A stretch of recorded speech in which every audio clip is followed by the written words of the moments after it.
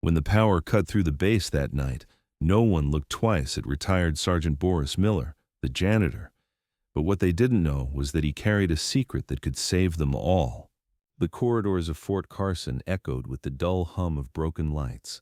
Boris Miller, gray hair tucked under a faded cap, pushed his mop bucket across the hallway. To the young recruits, he was just another forgotten veteran, someone who had served, faded, and returned only to clean the floors of the very place he once commanded. They laughed behind his back, whispering "old man," mocking his slow gait. What they didn't realize was that Miller heard every word, and he remembered faces. He remembered more than they could imagine. Boris had once led men into battle. He had seen the desert sun scorch steel and felt the freezing mountains of Afghanistan. His medals, long locked away in a dusty box, told stories no one asked about. And so he stayed silent. He scrubbed floors, carried tools, and fixed machines in the motor pool. But even silence carries weight, and sometimes silence hides the loudest truth. That night, the base plunged into darkness. Generators stalled. Radios went dead. At first, soldiers laughed, calling it a glitch, but then alarms screeched. A red light spun in the command center. Security feeds flickered with shadows moving beyond the fences. Young privates scrambled in panic, unsure what to do. And there in the corner, Boris Miller simply stood still, eyes narrowing. He had seen this pattern before, the silent cuts, the timed blackout, the infiltration routes. His body froze not in fear, but in recognition. But there was something he still didn't know. The commanding officer barked orders, his voice cracking through the intercom. Stay in position, await instructions. Panic spread. Radios remained silent. The chain of command fractured. Miller stepped toward the radio console. "Don't touch that, janitor," a young lieutenant sneered, shoving him back. "This isn't your war anymore." Miller said nothing. His fingers brushed the side of the console. He knew the model, knew the frequency override, but he pulled back. He had promised himself never again to bear the weight of lives in his hands, but promises crumble when the stakes change. Then, the knock came, not on a door, but on the steel shutters of the motor pool. 3 knocks, silent, rhythmic, a soldier pattern. His heart pounded. Someone was trying to signal from outside. Then the knock on the door came, but the real shock was yet to come. Boris grabbed his old wrench from the cart. To others it was a tool. To him it was a weapon. He walked, steady and calm, toward the shutter. Soldiers yelled at him to step back, but he ignored them. Slowly, he unlatched the lock. The door lifted an inch. A face peered in. It was Corporal Jameson, bloodied, uniform torn, eyes wide with terror. "They're inside already," Jameson rasped. "Not from outside, from within." Murmurs broke out. The young lieutenant paled. Boris helped Jameson in, closing the door behind him. The corporal's words chilled the room. "It's someone here, one of ours."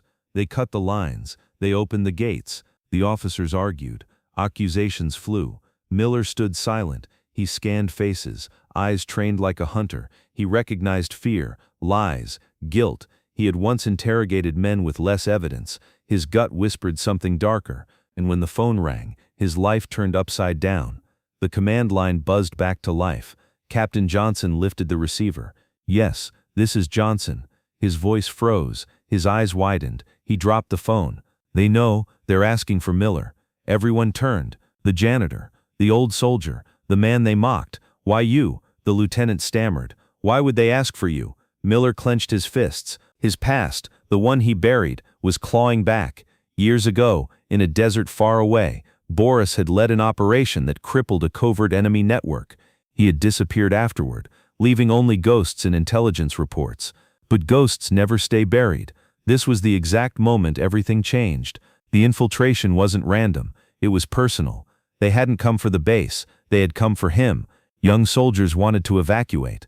The officers wanted to lock down. But Miller knew. Hesitation kills. He stepped forward. His voice, steady and cold, cut through the chaos. "If you want to live, you'll follow my orders." For the first time, silence fell. They looked at him not as a janitor, not as an old man, but as a commander. He began directing. He split the troops into fire teams, secured choke points, and had mechanics prepare vehicles for evacuation. His voice carried the authority of someone who had tasted death and survived. And in that moment, the recruits felt a strange calm, a calm only a veteran could bring. But there was something he still didn't know.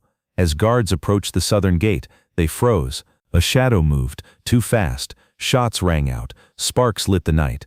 2 soldiers fell, screams echoed. The base had become a battlefield. Miller ran. He fell. He stood up again. His old knees burned, but his will burned brighter. He reached the armory. Keys were gone. Locks were cut. Whoever the traitor was, they were already armed. He knew what came next. He remembered the ambushes of old. He remembered how betrayal tastes like iron in the blood. And the moment the door opened, what they saw. Wait, don't miss this detail. Inside the armory, a figure stood, a soldier, helmet off, smiling. It was Sergeant Clark, the one who had mocked Boris most. Clark held an assault rifle, loaded, finger on the trigger. "Never thought it'd be you, old man," Clark sneered. "You should have stayed forgotten." Miller's chest tightened. He had trained Clark once, years ago, before retirement. He had taught him discipline, loyalty. Now that loyalty had been sold. Why? Miller demanded. "Because they promised a future," Clark said coldly. "Not this broken system that chews us up and spits us out."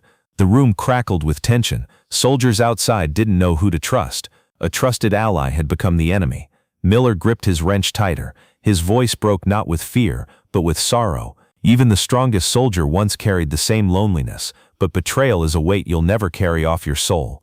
The firefight erupted. Sparks, smoke and screams. Miller dove behind crates. Bullets split steel. He rolled, grabbed a fallen pistol, and aimed. His hand trembled, but his eyes were steady. He fired. Clark fell, clutching his chest, disbelief in his eyes. Boris limped forward, whispering, "I trained you better than this." Everyone thought it was over, the traitor dead, the base secured. But as Miller turned to leave, the phone rang again. Slowly, he lifted the receiver. The voice on the line was familiar, too familiar. It wasn't an enemy. It wasn't a stranger. It was his old commanding officer, the one who had sent him on that mission years ago. "Boris," the voice said coldly, "this was only the beginning." Everyone thought the nightmare was over when the traitor was killed. But Boris Miller knew better.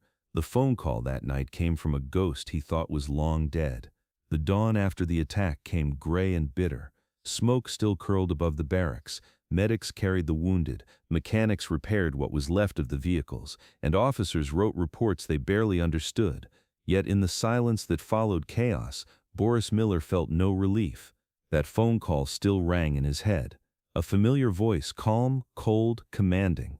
Colonel Hayes. The very man who had once ordered Miller into the deserts of Kandahar, the man he had buried in memory, along with the lives lost in that sandstorm of blood. And now Hayes was alive, or worse, he was behind everything. The recruits approached Boris with newfound respect. "Sir, what do we do now?" one whispered, voice trembling. It was strange. They called him sir again, not janitor.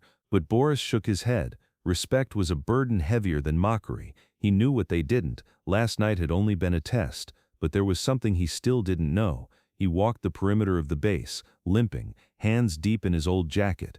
The scars on his knees ached, but deeper still a scar on his soul throbbed. Hayes's voice had awoken memories, memories he had fought to bury. Years ago, Miller had been the tip of the spear, Operation Iron Dagger, a Black Ops mission that never made headlines, where his unit had been betrayed by someone in command. Men he trusted died in the sand. He had always suspected Hayes, but there was never proof. Only silence, only sealed reports, only shadows. And now, Hayes was calling again. Why? Be record. And when the phone rang, his life turned upside down. But the real shock was yet to come. At noon, a convoy arrived. Reinforcements. Among them Major Collins, once Miller's student, now a decorated officer. Collins embraced Boris warmly, but his eyes darted too quickly, his smile too forced. Miller's instincts tightened. He had seen those eyes in interrogation rooms, in men who wore two faces. Collins called a meeting in the command hall. Maps were spread. Orders were given. A new mission, track and neutralize whoever orchestrated the blackout. But every order Collins gave pulled the soldiers farther from the truth. He spoke of threats at the border, of ghosts in the desert, distractions, diversions. Boris's hands clenched under the table. He knew a misdirection when he saw one. And when Collins placed a hand on his shoulder, whispering, "Stay out of this, old friend," the tremble in his voice told the truth. And the moment the door opened, what they saw, That night, Boris couldn't sleep. He sat in the dark communications room, staring at the dead radio, whispering to himself, "Why now, Hayes? Why me?" His reflection in the cracked glass looked like a stranger, an old man haunted by ghosts. Then static crackled. The radio flickered alive. A voice emerged. "Boris, it's not over. You were right in Kandahar. The betrayal came from above, and it's happening again." The voice wasn't Hayes. It was another ghost. It was Ramirez, Boris's second in command, reported dead in that desert years ago. But there was something he still didn't know. This was the exact moment everything changed. Ramirez's voice was broken, scarred, desperate.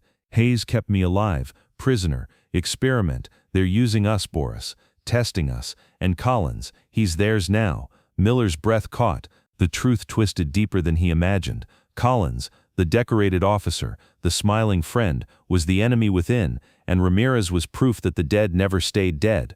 Before Boris could reply, boots echoed in the hall. The door creaked. A silhouette filled the frame. Major Collins himself, eyes gleaming in the dark. "Talking to ghosts, Boris?" Collins asked softly, drawing his pistol. "That's dangerous business for an old man." The muzzle flash lit the room. The radio exploded into sparks. Ramirez's voice cut to static.